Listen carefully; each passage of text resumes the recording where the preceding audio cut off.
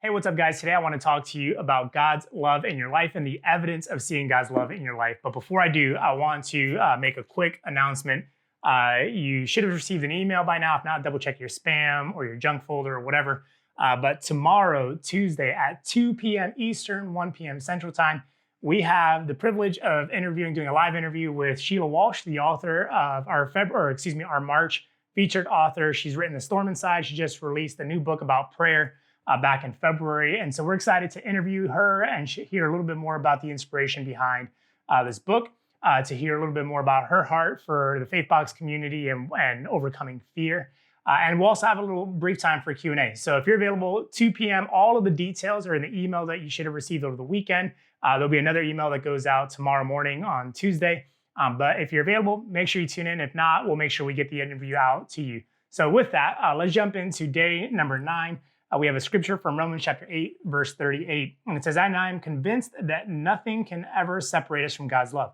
Neither death nor life, neither angels nor demons, neither our fears for today nor our worries about tomorrow, not even the powers of hell can separate us from God's love."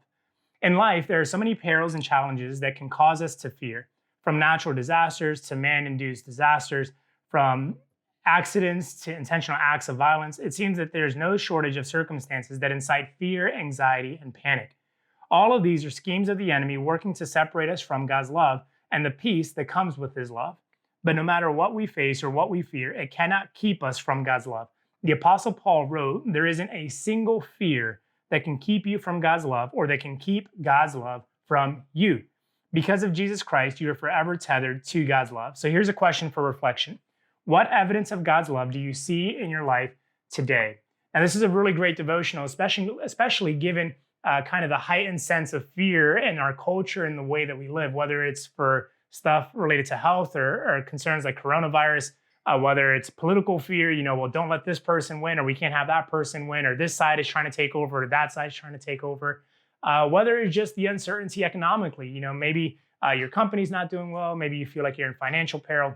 There's all this kind of heightened sense of living in fear. But the thing that we need to hold on to is that God's love doesn't reduce or shrink back.